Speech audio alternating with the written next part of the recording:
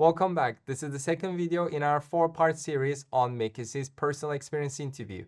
Today, Alara, an ex-McKinsey consultant, shares her answer for the Drive dimension. This used to be called Entrepreneurial Drive until McKinsey updated the name in July 2025. I'm the interviewer in this recording, and after her first answer, I asked a few follow-up questions. Everything you'll hear is completely unscripted, so you'll get a real look at both the strengths and the areas for improvement. I'll give you my thoughts at the end. Let's get into it. Alara, can you tell me about a time when you worked hard to achieve excellence in particularly tough circumstances? I can think of a time where were on a time crunch, and it was something that it was a challenge I had not seen before that I can tell you about. It was for a freelance client of mine, again, that we were doing some work for, and they were in the retail business. They offered different services, but one aspect of their services required customers to book an appointment. And they were using an old software system that we were in the process of transitioning out of, but hadn't yet because we have about 20,000 plus customers in there, and it takes time to, download all that data without disrupting our current systems. And during this process, what we ended up noticing is that the old system was not flagging expired credit cards. And to give you a disclaimer, we had a policy that if you cancel an appointment within 24 hours, you would be charged in full, unless there was like an excuse. And what was happening is that, more than 50% of our clients that had expired credit cards in the system were booking appointments and not showing up, and we were not able to charge them. So in that situation, we actually were losing thousands of dollars a month, and we had to find a quick solution. Sadly, the given data was not necessarily sortable within the system. And we were definitely not going to be able to transfer it to the software in time. And by the time we transferred, we'd be losing thousands. And so I tried to go into the system. They tried to go into their system. They used their tech people. We tried to contact customer service of the old app, but no one was really answering. And so I finally thought, you know what? Back in the day, I'd worked on a software project with a developer who was pretty knowledgeable in database systems. And I hit him up and I said, we need you here. Can you come up with a patchwork solution? And he actually went in and was able to download the data from the servers and come up with this patchwork solution that was able to identify these expired credit cards. It was like almost like a little plugin that we put on top of the software. So when people were checking out, it would flag them before they could even make the appointment. And we ended up saving the client about $10,000 by the time that they switched to the software. So, if you didn't know this particular person, what other options would you have?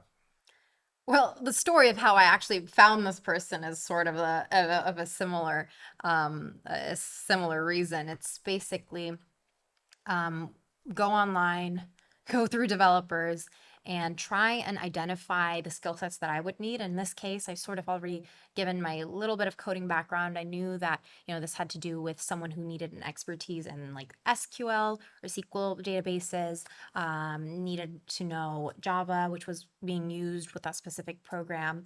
And so I would probably go through and try to find freelancers and quickly see if anyone can help or reach out to your direct network.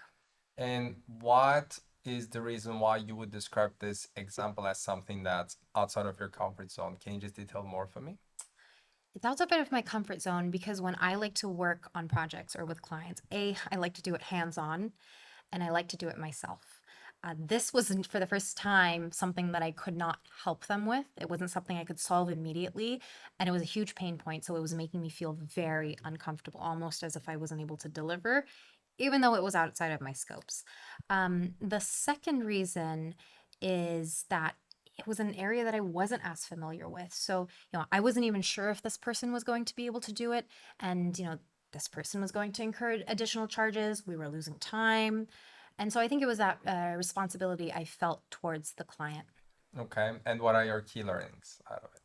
Key learnings is whenever you're stuck in a situation, try to think of unconventional solutions. What we did was seriously unconventional. But usually I would try to access the support system of the software and would spend a lot of time doing that and trying to call them. And looking now, maybe you don't need that. Maybe you can find different ways to solve it. The other thing is to consider what type of solution you need.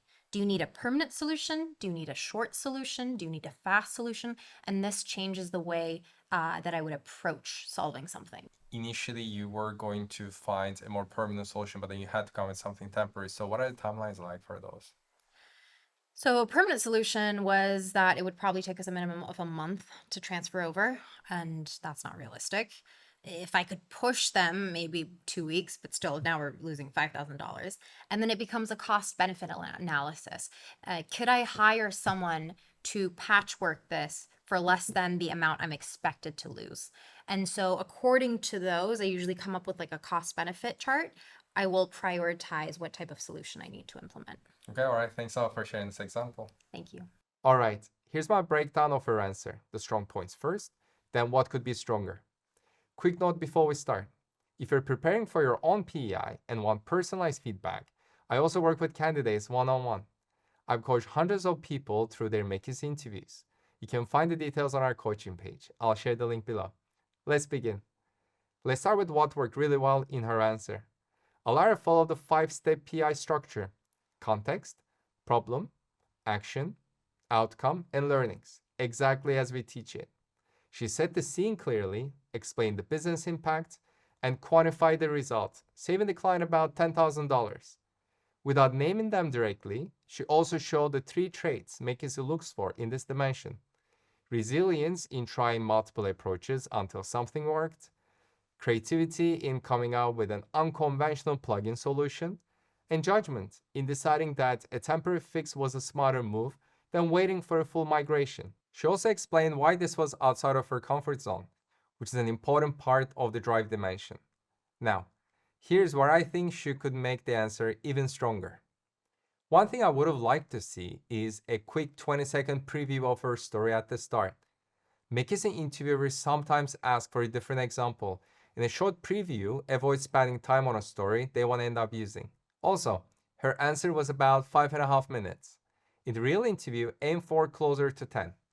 That extra time could be used to make it even clearer why this was such a challenging situation before jumping into the actions, and then go deeper on what she did, how she decided who to reach out to, how she handled the client during that period, and the trade-offs she had to make. Some of the answers she gave me later could have been built into the main story to make it flow more smoothly. So overall, it's a strong example that already covers resilience, creativity, and judgment. With a few tweaks, it could be even stronger.